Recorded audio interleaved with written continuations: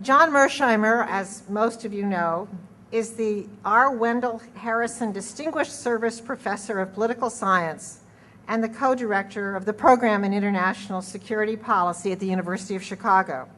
He's published a number of books. He was required reading for many of us who were trying to understand this complex field, and most recently, The Tragedy of Great Power Politics. Steve Walt, for 10 years, was on the faculty at the University of Chicago between 1989 and 1999, and he is now the Belfer Professor of International Affairs at the John F. Kennedy School of Government at Harvard. He was also an academic dean of the Kennedy School and is the author of Taming American Power, The Global Response to U.S. Primacy, among other books. When I was president of the MacArthur Foundation, I had the pleasure of working with both John and Steve and benefiting from their wisdom and thoughtfulness. It's a real pleasure to have the opportunity to introduce them to you today, and I look forward to hearing their remarks. Thank you.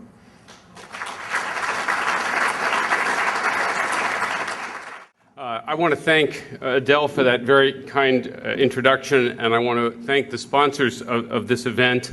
I particularly want to thank the Seminary Co-op Bookstore. I think this is sort of payback for all the money that I spent there over a 10-year period. It's also nice, I feel like this is a bit of a homecoming because I'm standing now about 100 yards from my home back when I was here. So it really feels very nice to be back at the university. We're going to talk about two main questions tonight. We're going to ask first, is there a powerful pro-Israel lobby in the United States? And if so, how does it work? And second, on balance, is the influence of that lobby positive or negative for the United States and also for Israel? I'm going to tackle the first question there, and John is going to address the second. But before I get started, I want to acknowledge why it's a topic that needs to be handled with some sensitivity. If we were here today to talk about energy policy, you wouldn't be surprised if I talked about the political activities of oil companies. And if I were here to talk about gun control, it wouldn't be controversial to bring up the National Rifle Association. If the subject was the recent U.S.-Indian nuclear agreement, discussing the lobbying activities of Indian American groups would be unexceptionable. But when the subject is Middle East policy and you bring up the Israel lobby, you're grabbing the third rail with both hands. Now, that's partly because some of the groups in the lobby are very quick to attack anyone who questions what they're doing. But it's also because this entire conversation takes place in the shadow of centuries of anti-Semitism, including bizarre conspiracy theories like the Protocols of the Elders of Zion and tragic events like the Holocaust. And that history shapes how all of us think about these events. So if you talk about a powerful interest group that is mostly, though by no means exclusively, comprised of Jewish Americans, some may think you're saying that there's some kind of secret conspiracy to control American foreign policy. If you say that media coverage in the United States tends to favor Israel, it sounds to some people like you're making the old canard that Jews control the media. If you talk about campaign contributions by pro-Israel political action committees, some people think you're saying that money is doing something nefarious. Let me make it very clear. John and I reject every one of those various anti-Semitic conspiracy theories. For us, the Israel lobby is an interest group just like lots of other interest groups. Most of its activities are as American as apple pie. We don't question Israel's legitimacy or its right to exist. We believe the United States should come to Israel's aid if its survival is ever in jeopardy.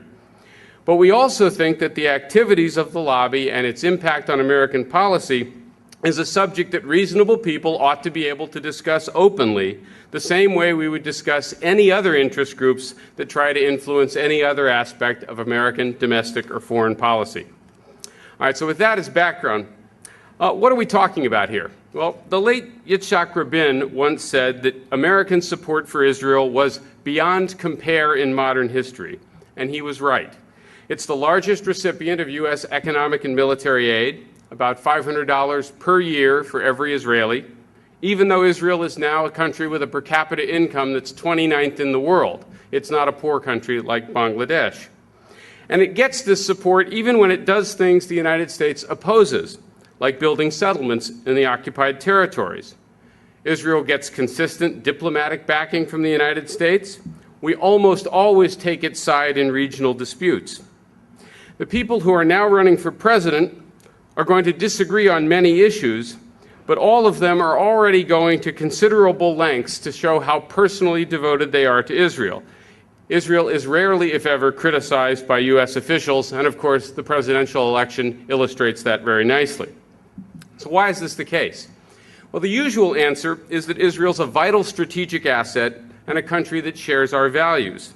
But if you step back and look at those two rationales, they can't explain why we give them so much aid and why we give it so unconditionally. Israel may have been a strategic asset during the Cold War, but the Cold War is now over. Today, giving Israel nearly unconditional support is one of the reasons we have a terrorism problem, and it makes it harder to address a lot of other problems in the Middle East. Support for Israel is not the only source of anti-Americanism there or elsewhere. Our problems in that region would not disappear if we had a more normal relationship with Israel, but giving it nearly unconditional backing is not making America more popular or making Americans safer and more secure. On balance, that aid, that relationship has become a strategic liability. As for the other argument, that Israel's a democracy that shares our values, it is completely true. Israel's a democracy, a vibrant democracy with many admirable qualities, but there are lots of other states with equally admirable qualities, other democracies, and none of them gets the level of support that Israel does. Plus, Israel's treatment of its own Arab population and its treatment of the Palestinians in particular is sharply at odds with American values. Nor is Israel's behavior significantly better than that of the Palestinians. I won't go into the details here, but any reasonably fair-minded look at the history of the region, including the more recent histories written by Israeli historians, shows that both sides in this conflict have done many cruel things to one another. Neither side owns the moral high ground. Now, please note, I'm not saying that Israel has behaved worse than other countries has, only that it hasn't behaved better. And so one cannot justify or explain unconditional American support by saying that its conduct is somehow exemplary. I also want to emphasize again that we think there is a strong moral case for Israel's existence based on the long history of anti-Semitism, and we believe that the United States should come to its aid if its survival is at risk. But the good news is that Israel's survival is not at risk today, and past crimes against the Jewish people do not justify a blank check now. So what explains American policy? In our view, it's the Israel lobby. What's the lobby? It's a loose coalition of individuals and groups that works openly to influence American policy in a pro-Israel direction.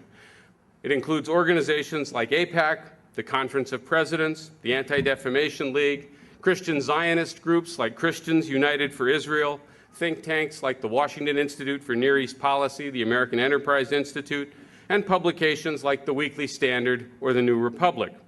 Now, that's a broad definition, but most special interest groups in America also have lots of different elements. The environmental movement isn't just Greenpeace and the Sierra Club. It also includes research groups, sympathetic local chapters, academics who work on environmental topics, journalists who write about the environment, just like the pro-Israel movement does. It's not a centralized organization, and the groups that comprise it do not agree on every single issue. And it is certainly not a cabal or a conspiracy to control American foreign policy. Again, it's just a powerful interest group that operates the same way others do. Key point I want to emphasize here, the Israel lobby is not synonymous with Jewish Americans. Surveys show that about a quarter of American Jews don't care very much one way or the other about Israel. Many others do not support the positions taken by the big organizations in the lobby, and some of the groups that work on Israel's behalf, such as the so-called Christian Zionists, are not Jewish at all. The lobby is defined by its political agenda, not by ethnicity or religion. Finally, the lobby doesn't include anyone who happens to have a favorable attitude towards Israel. You have to be actively working to try and influence American policy to be considered part of the lobby. And obviously, some groups and individuals are going to be more active and more influential than others. So how does it work? In the United States, small groups with a focused agenda can often wield disproportionate influence. Think of the NRA again. because they care a lot about a single issue, and politicians could get their support without losing anybody else's by catering to their preferences. Like these other interest groups, the Israel lobby works in two main ways. First, it operates inside the Beltway and in American elections to try and get sympathetic people elected to office or appointed to key positions, and then giving politicians clear incentives to embrace the positions it favors. Organizations like AIPAC work 24/7 to convince politicians to support the policies they like. This is an organization, by the way, with an annual budget of about $50 million, very active in Capitol Hill, helping draft legislation, providing talking points, writing letters for congressmen to sign. AIPAC is not a political action committee, however, and it doesn't give money directly to candidates, but it does vet candidates for office in various ways, and it helps steer campaign contributions from individuals and pro-Israel political action committees that do exist, and there are roughly 30 to 40 currently active. Since 1992, pro-Israel political action committees have given about $55 million to various candidates for office. That's just the PAC money, by the way, not individual contributions. And by way of comparison, the handful of Arab American PACs that do exist gave about $800,000 over that same period. So $55 million to $800,000. Over the past 30 years, AIPAC and others have helped drive a number of politicians from office, including Paul Finley, Pete McCloskey, Charles Percy, Cynthia McKinney, Roger Jepsen, and Lincoln Chafee. I want to make it clear that the lobby doesn't win, or AIPAC doesn't win every election where it weighs in, but everyone in Congress now knows you are playing with fire if you question U.S. support for Israel. And of course, that goes for presidential candidates too. And that's why Steve Rosen, the AIPAC official, who is now under indictment for passing classified information, once put a napkin in front of a journalist from the New Yorker and said, "In 24 hours, we could have the signature of 70 senators on this napkin."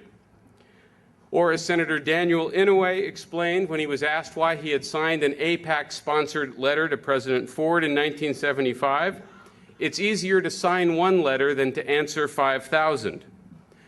Things are no different today. AIPAC was ranked number 2 among lobbies on Capitol Hill in a 2003 National Journal survey, tied, by the way, with the AARP, and ranked 2nd in a 1997 survey by Forbes magazine.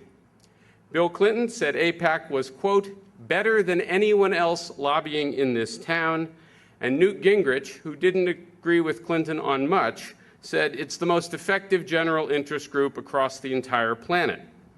Former Senator Fritz Hollings said, as he was leaving office, "You can't have an Israel policy other than what AIPAC gives you around here," or as Lee Hamilton put it, who served in the Senate for, I think, 34 years, "There's no group that matches it. They're in a class by themselves." Sorry, served in the House. Again, I want to emphasize it's not just AIPAC, but also a number of other groups and individuals, including a subset of the Christian evangelicals. So that's one broad set of tools that uses to influence policy. The second strategy is trying to shape public discourse and perceptions so that Israel is viewed favorably by most Americans. Mainstream media in the United States tends to be pro-Israel, especially in editorial commentary and in terms of op-ed columnists and punditry. If you compare the United States with either Europe or Israel, there's simply a much narrower range of views expressed in most major media outlets. There's simply no equivalent in the United States of a Robert Fisk or a Patrick Seal, who write in the United Kingdom, and no one like Akiva Elder, Gideon Levy, Bradley Burston, or Amira Haas, who write for Haaretz in Israel.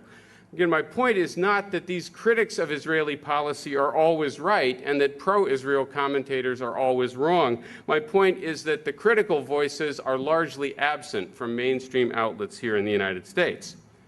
But even so, watchdog groups like the ADL and CAMERA, the Committee for Accuracy on Middle East Reporting in America, monitor media coverage, organize boycotts and demonstrations against news agencies that publish anything critical of Israel. And of course, groups like Campus Watch monitor activities on campus and try and put pressure on universities.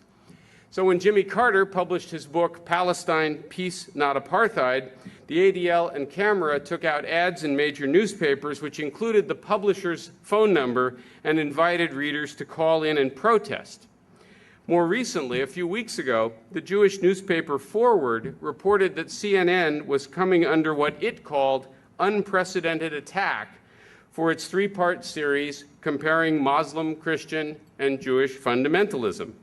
Moreover, the Forward also reported that the Conference of Presidents was urging its member organizations to take up that issue with any companies that had bought advertising time for the program.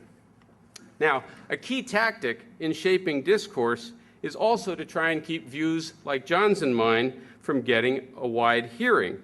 And to give you an idea how this works, we were invited, as many of you know, to speak at the Chicago Council on Global Affairs on our own. We were asked to come there and speak by ourselves.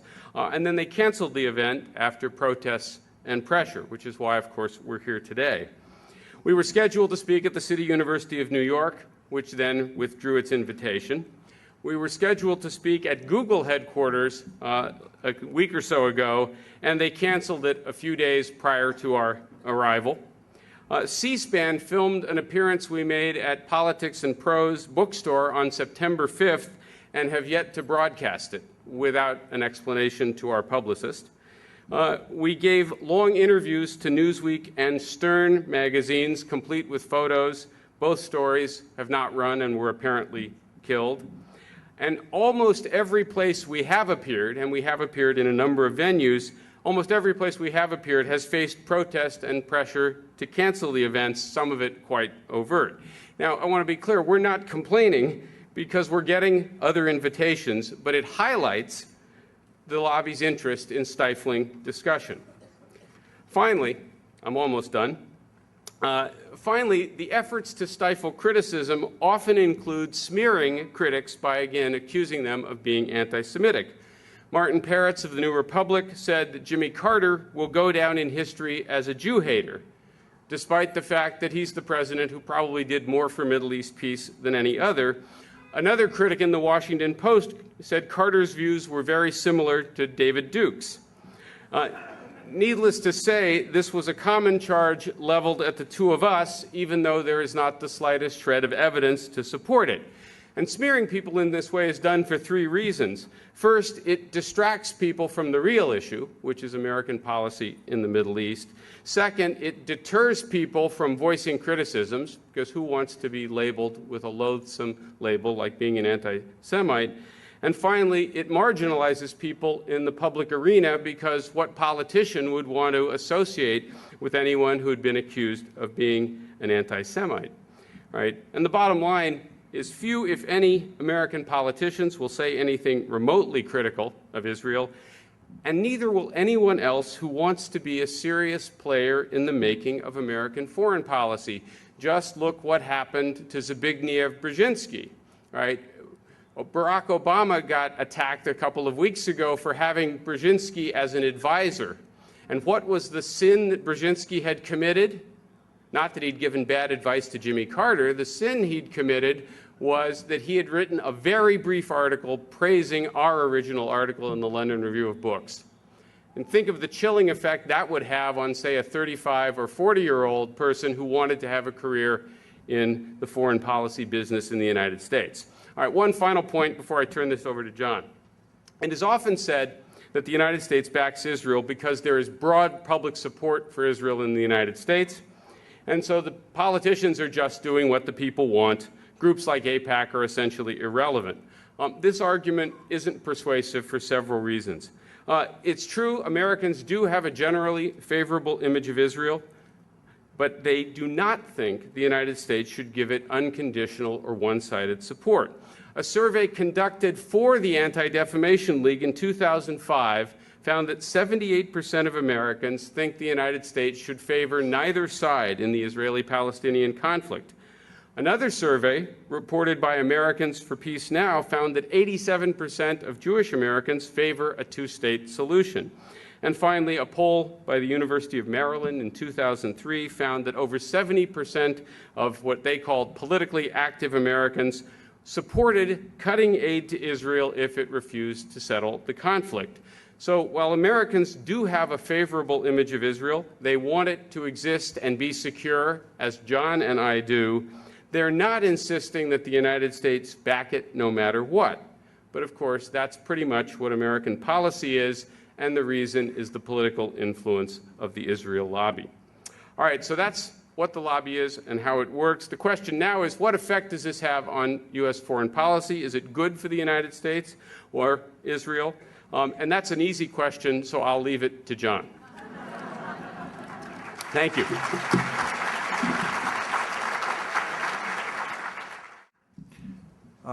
Thank you, Adele, for moderating. Thank you, Steve, for hosting, Steve and me, and thank you all for coming.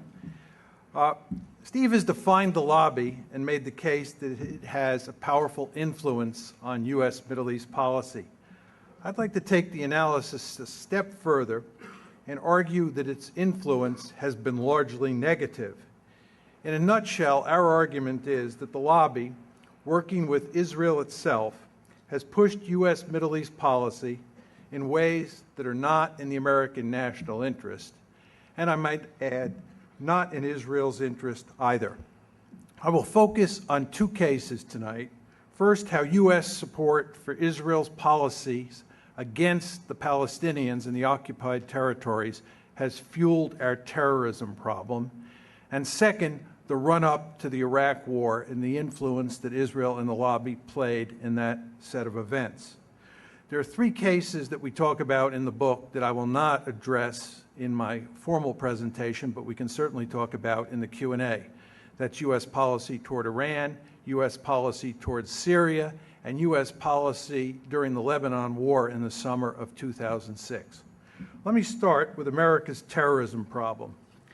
The conventional wisdom among Israel's supporters is that Israel's treatment of the Palestinians has little to do with why the United States is so hated in the Arab and Islamic world, and more importantly, little to do with our terrorism problem. In fact, Israel is said to be a valuable ally in America's fight against terrorism. Indeed, it is said to be the most important ally by far in the Middle East. This received wisdom, however, is wrong. There is an abundance of survey data and anecdotal evidence that shows U.S. support for Israel's brutal treatment of the Palestinians in Gaza and the West Bank, and U.S. support for Israel's efforts to colonize those territories angers, if not enrages, huge numbers of people in the Arab and Islamic world. The State Department, for example, set up an advisory group on public diplomacy in Arab and Islamic countries, which reported in 2006 that, quote, citizens in these countries are genuinely distressed at the plight of the Palestinians and at the role they perceive the United States to be playing. Not surprisingly, that anger helps fuel terrorism against the United States. Let me emphasize that I am not making the argument that our support for Israel's policy towards the Palestinians is the only cause of our terrorism problem. I am simply saying that it is a major cause. Specifically, it motivates some individuals to attack the United States. It serves as a powerful recruitment device for terrorist organizations, and it generates sympathy and support for terrorists among huge numbers of people in the Arab world. The hostility towards the United States generated by Israel's policies in the occupied territories has been recognized by American presidents since 1967, when Israel first conquered the Gaza Strip and the West Bank. This is why the official policy of every U.S. president since Lyndon Johnson has been to oppose settlement building in the occupied territories. But no president has been able to put meaningful pressure on Israel to stop building settlements.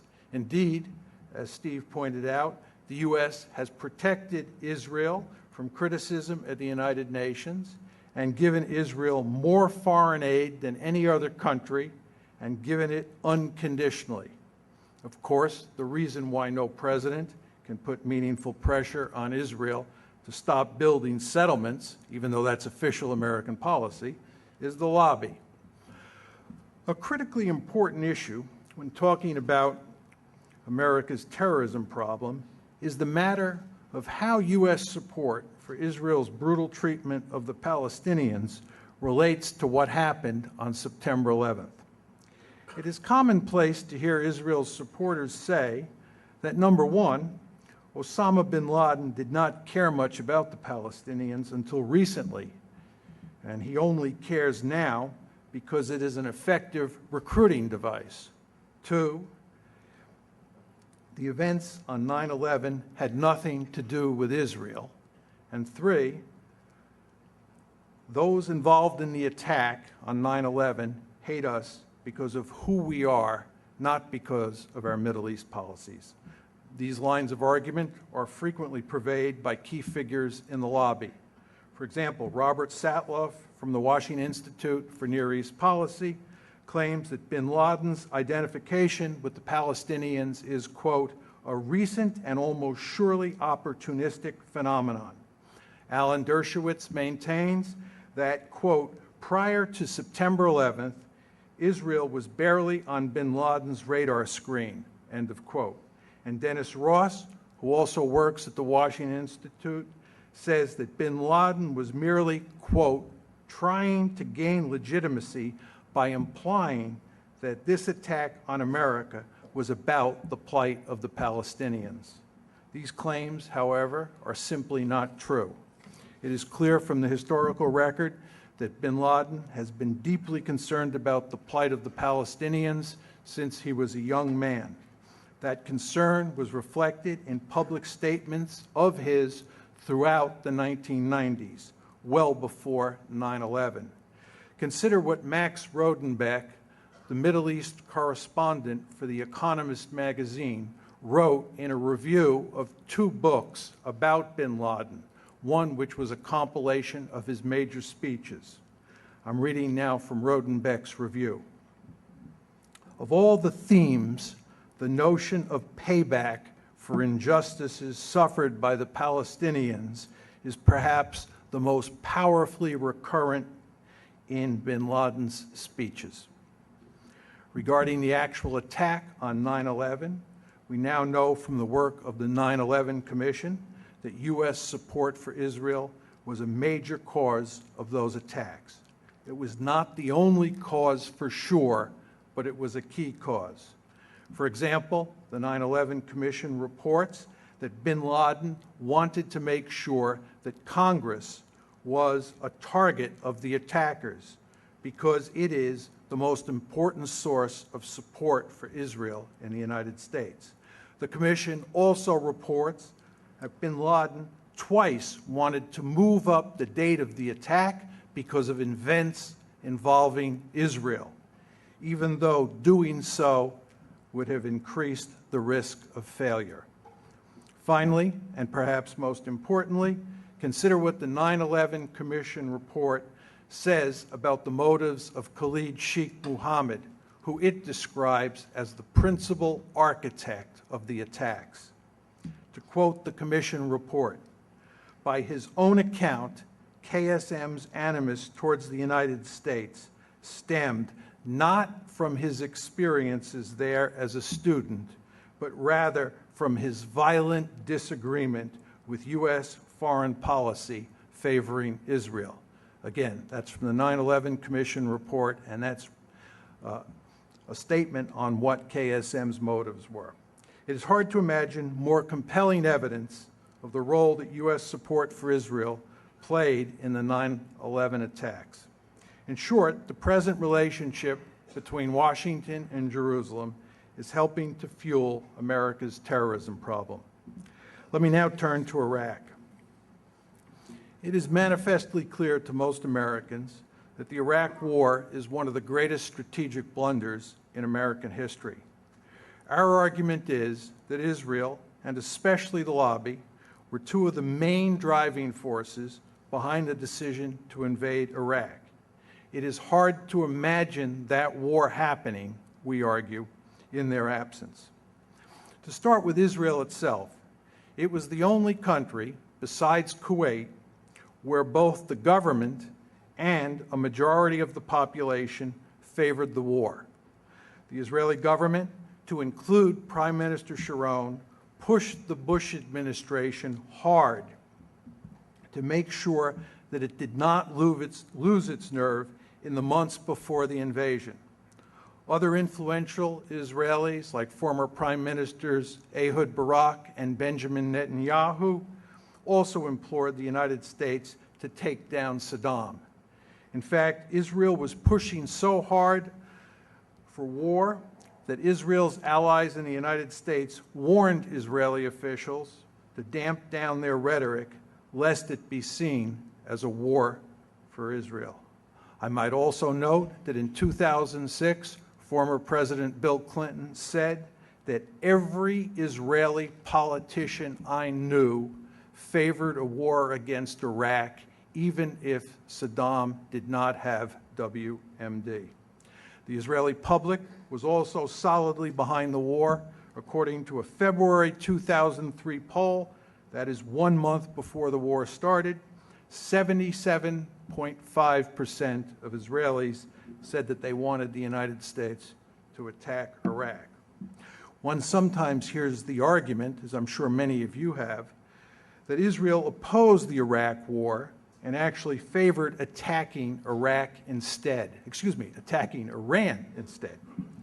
There is no question that in early 2002, when the Israelis first got wind that the Bush administration was thinking about attacking Iraq, that key Israeli officials went to Washington and made it clear to the Bush administration and others that they thought Iran was the greater enemy and that the Bush administration should focus on Tehran, not on Baghdad.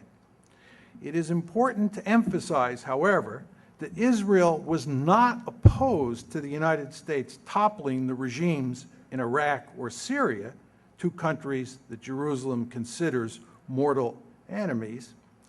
Israel simply wanted the United States to deal with Iran first. But once the Israelis realized that the war party intended to deal with Iran after it finished the job in Iraq, it enthusiastically embraced the idea of invading Iraq. Thus, between early 2002 and March 2003, the Israelis put significant pressure on the Bush administration to make sure that it chose war over diplomacy with regard to Iraq, while reminding Washington along the way at numerous points that it had to make sure that it did Iran after it finished Iraq. I might add that there is no evidence that Israel warned the United States that Iraq would turn into a quagmire. Indeed, the reason the Israelis were confident that the United States would deal with Iran after they finished with Iraq was because the Israelis thought that we were going to encounter a cakewalk in Iraq. Turning now to the lobby, there is no question that the neoconservatives, one of the core constituencies in the lobby, were the main driving force behind that war. But they were supported by key organizations in the lobby, such as AIPAC. Now that the war has gone south, it is common to hear Israel's supporters say that the main organizations in the lobby did not push for war. But that's not true. This point is made clear in a May 2004 editorial written in The Forward, a Jewish weekly newspaper based in New York. I'm going to read to you from the Forward editorial, again, written in May 2004. As President Bush attempted to sell the war in Iraq, America's most important Jewish organizations rallied as one to his defense. In statement after statement, community leaders stressed the need to rid the world of Saddam Hussein and his weapons of mass destruction. Concern for Israel's safety rightfully factored in to the deliberations of the main Jewish groups. One sometimes hears the claim these days that AIPAC took no position on the Iraq War, and certainly did not advocate it. This is not true either. First of all, this claim fails the common sense test, as AIPAC usually supports what Israel wants, and Israel certainly wanted the United States to invade Iraq. Second, and more importantly, there is hard evidence that AIPAC lobbied for the war. For example, AIPAC's executive director, this is AIPAC's executive director, not Steve Walt or John Mearsheimer, AIPAC's executive director, Howard Core, told the New York Sun in January 2003 that one of AIPAC's successes over the past year was, quote, quietly lobbying Congress to approve the use of force in Iraq. The neoconservatives, of course, were the main driving force behind the war. They initiated the idea of using force to topple Saddam in 2 letters written to President Clinton in early 1998. Over the next 5 years, and especially after 9/11, they pushed relentlessly for a war against Iraq. No other group or institution in the United States was seriously committed to invading Iraq over that 5-year period. Indeed, there was significant opposition to invading Iraq even after 9/11 within the State Department, the intelligence community, and the uniformed military. The neoconservatives are, by their own admission, deeply committed to Israel. In fact, many of them are connected with key organizations in the lobby like the American Enterprise Institute and the Washington Institute for Near East Policy. Our argument here, it should be emphasized, is not that the neoconservatives or the leaders of the principal organizations in the lobby were pushing a war that was in Israel's national interest, but was not in America's national interest. On the contrary, they believed that invading Iraq was in both the American and Israeli national interests. For the neoconservatives, what is good for Israel is good for the United States, and vice versa. Unfortunately, in the case of Iraq, they were tragically wrong. Although the neoconservatives were deeply committed to a war with Iraq, they could not make it happen by themselves. They failed to convince Clinton to go to Baghdad, and they had little luck selling the war in the first 8 months of the Bush administration. Moreover, Steve and I both believe that if Al Gore had been elected president, there would have been no war in Iraq. So I'm making this argument very clear here that we are not arguing that the neoconservatives or the lobby by itself caused the war. Our argument is that the lobby was a major driving force. It was the events of 9/11 that actually created the circumstances where the lobby could help convince both President Bush and Vice President Cheney that invading Iraq was a smart idea. But without Bush and Cheney on board, there would not have been a war. All of this is to say that the neoconservatives were necessary to have the war, but by themselves, they could not make it happen. One final point is in order about Iraq. We are sometimes accused of saying that Iraq was a Jewish war. Nothing could be further from the truth. We pointed out in the article that we wrote, and we point out in the book, that polls taken before the war show that American Jews were 10% less supportive of the war than the general American public. Our argument is that the neoconservatives and the lobby more generally, not the American Jewish community, were the principal driving forces behind the war. And as Steve emphasized, the lobby is defined by its political agenda, not religion or ethnicity.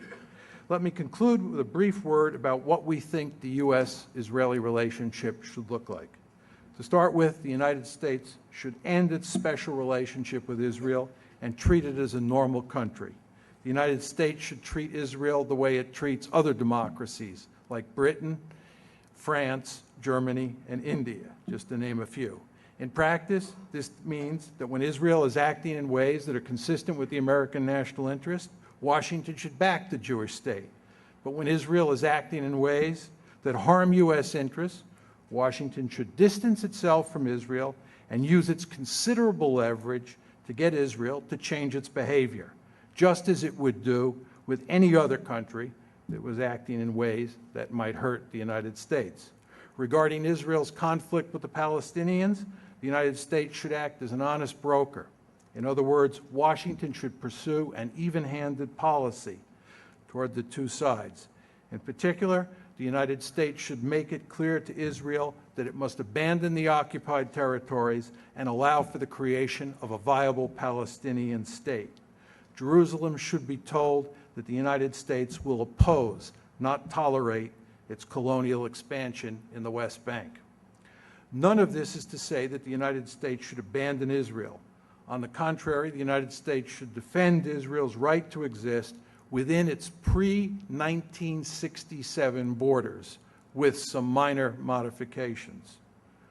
And most importantly, as Steve said, we both believe that if Israel's survival is threatened, the United States should come to its aid. Thank you.